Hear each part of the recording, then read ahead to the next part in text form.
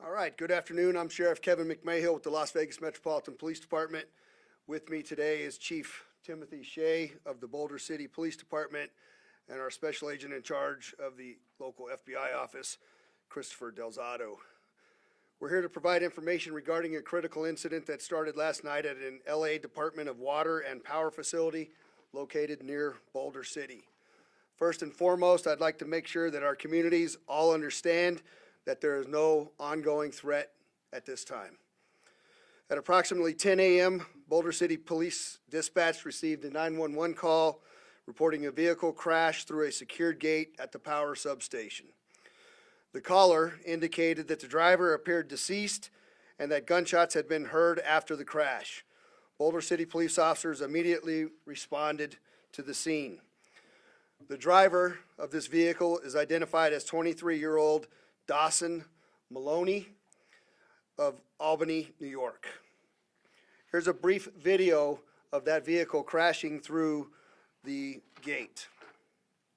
You'll see on the monitor to my left, you'll see the vehicle approach.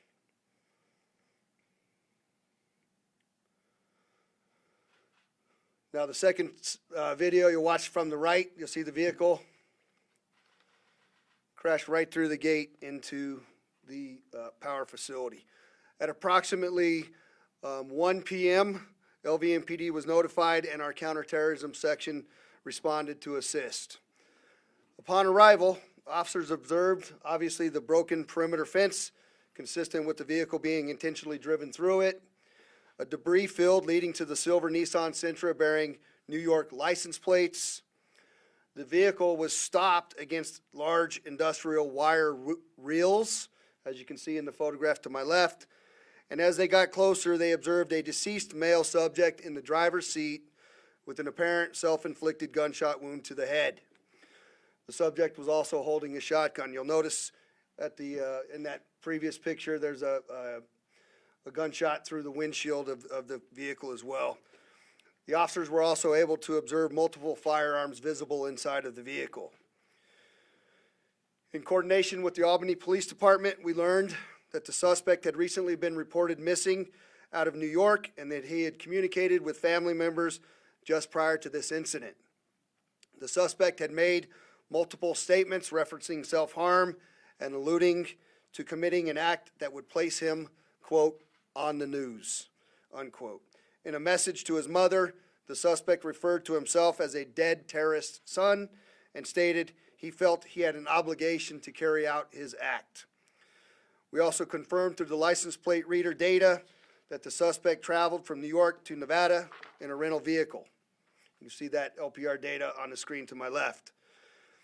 Currently, LVMPD Counterterrorism and FBI Las Vegas have been working through the night to advance this investigation. Electronic search warrants were executed on the suspect vehicle. A search warrant was also completed at the El Rancho Boulder Hotel where the suspect had been staying. Our Armor Task Force systematically cleared the vehicle for secondary threats. Given the location and the materials discovered, this incident was treated as a terrorism-related event. The evidence recovered, the search from the hotel room revealed multiple books. You'll see those on the screen to my left related to extremist ideologies, including right and left-wing extremism, environmental extremism, white supremacy, and anti-government ideology. We also recovered explosive materials and components to include thermite, ammonium nitrate, magnesium ribbon, metal pipes, and gasoline. The search from the rental vehicle revealed 2 shotguns, an AR-style pistol, numerous loaded AR magazines with .223 ammunition, a box of shotgun shells, 2 devices described as flamethrowers containing thermite material, a crowbar and a hatchet, and a cellular phone which is currently being forensically analyzed. Additionally, we discovered the suspect was wearing soft body armor at the time of this incident. These findings significantly elevate the seriousness of this incident. Over the past few years, we've responded to numerous counterterrorism-related events and evolving threat situations. Each time, our teams have done a remarkable job addressing the various issues. Homeland Security remains a top priority for me as your sheriff, and will continue to invest in the people, the technology, and the intelligence capability and partnership to stay ahead of this. I want to conclude my initial remarks by saying this is another coordinated, multi-agency investigation, and we're currently working very closely with our partners from the FBI and the Boulder City Police Department, as well as additional federal agencies. I'll now turn over the next part of the briefing to our FBI Special Agent in Charge, Christopher Delzato. Thank you, Sheriff. Good afternoon. Thank you for joining us. This is still an active investigation. FBI Las Vegas is working with our colleagues at FBI Albany, but I want to provide as much information as I can at this point. So yesterday, February 19th, FBI Las Vegas personnel from our Joint Terrorism Task Force responded to the Los Angeles Department of Water and Power electrical substation located at 875 El Dorado Valley Drive in Boulder City, Nevada. The sheriff covered the specifics of the vehicle crash and the evidence recovered in Las Vegas, so I'd like to spend a little bit of time talking about some of the details, that evidence we recovered up in Albany. So in coordination with FBI Albany's state and local partners, 2 additional search warrants were executed in New York. Recovered from 1 Albany residence were electronics. Those electronics are currently being pulled for evidence. Recovered from an additional residence in Albany were several gun components needed to assemble a firearm, a 3D printer as well. Based on the information we've uncovered so far, we believe Mr. Maloney rented a car in Albany, as the sheriff mentioned, on February 12th and departed the area sometime around the 14th to drive across the country to Boulder City. Our partners at FBI Albany are the lead on this investigation, which is now focused on determining any additional information related to Mr. Maloney in this incident. They will be conducting additional interviews related to the investigation and will provide any necessary updates. We'd like to thank our law enforcement partners across the country for their incredible cooperation, including obviously Las Vegas Metro and the sheriff here, and assistance with this investigation. We'd also like to thank both the U.S. Attorney offices in the Northern District of New York as well as the District of Nevada. Thank you.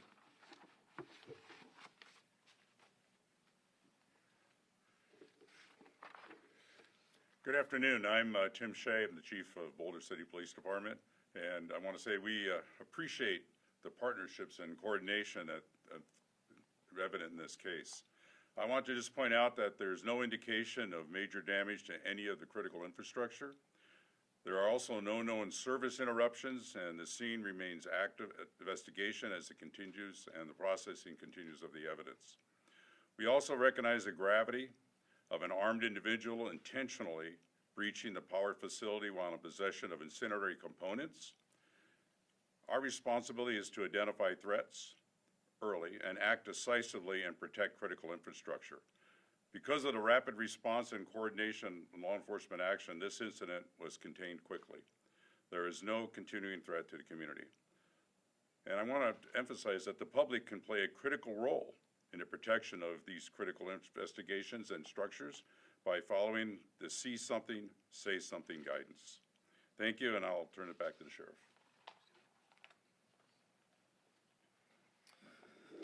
All right, we'll be happy to take a few questions if anybody has some. If you please just say who you are and Kristen.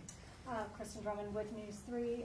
Sheriff McMahill, did the suspect leave a note behind or explain why he wanted to target that particular substation? Was he looking to potentially knock out the entire grid? Yeah, so the question is did the suspect leave a note behind or any indication that he wanted to knock out that particular substation or that grid? And the answer is we don't know yet. We're still going through all the search warrant material as well as the data that we're receiving from both New York as well as locally. And Victoria, Fox 5. Has the suspect been here before? Clearly not a Southern Nevada resident. Did he scope this area out? The question is, has the suspect been here before? And as we sit here today, I can't answer that question. I'm not certain that he has been here before previously or not. David? David Charnes, now, 2 questions for you. So LA has this facility. Can you just explain why? Obviously, there's a lot of power stuff down there. What does this facility do for them? Tim, you want to answer that question, or you want me to take a stab at it? Take a stab at it, boss. Okay, so the question is LA has this property here in southern Nevada, and the answer is that it is a power facility that works closely with Hoover Dam, and the power is a transfer facility so that a large portion of the power that comes from here is transferred to the LA basin for power, and that's really the extent of what I know about it now. We're working with the company to better understand that, but it's not uncommon for these large solar fields in Nevada to power other states. The timing, so you said that the crash happened at 10 a.m. So when was someone notified to actually go out there, whether it's Metro or Boulder City? So Boulder City, the question is, when was the initial notification made? Boulder City responded initially as a potential suicide out in that particular area. It takes a little while for those officers to get out there safely, to get inside of the perimeter of these types of facilities due to the amount of electricity that's occurring out there. So once they were able to get out there and determine that a suicide had occurred and the suspicious circumstances that were surrounding it, we then coordinated both with our counterterrorism section and the local FBI office, and then that led us to where we're sitting here today. We saw video of him just literally, the gate didn't do much. You talked about some of this stuff this morning about Las Vegas being a target. The almost exact same thing happened 3 years ago up in Apex, where that person ultimately was charged and did not kill themselves. So I don't want you to repeat yourself from this morning, but we clearly have an issue with people targeting these substations, and what can we do so they can't just do that? Yeah, so David asked about the incident that we had a number of years ago up north near the Apex event, and the vulnerabilities that we have in these power plants, and that's something that we're continuing to look at. We know in this particular case, there are private security officers that are out there. There's video, unlike we had not had in the previous incidents. So there are things that they've done to target harden that. I will tell you that in speaking with Chief Shea, they also have a robust relationship with the Boulder City Police Department out there, and so we'll continue to look at how we target harden those locations. I know, Kristen, you had another question. When the suspect rammed into that fence, how far did he get into that area before he was stopped? And do you know if it appears he may have died by suicide after his car stopped, or as he may have been trying to drive through?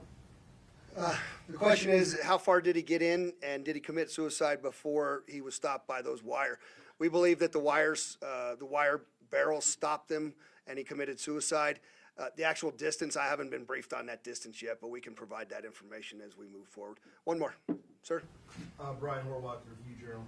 So this guy Maloney, can you talk at all about anything else in his background that would lead to thoughts about anything that rises to this level? The question is, there's anything in Mr. Horwath, or the suspect's background as to, would lead me to indicate why he did what he did, and it's too early in the investigation for me to tell you that. We're going through, obviously, all the computers, all the documents.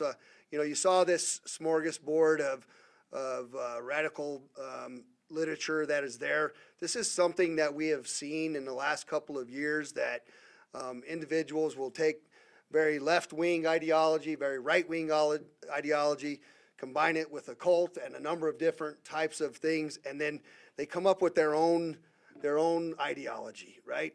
So we really don't know here what has caused this extremism.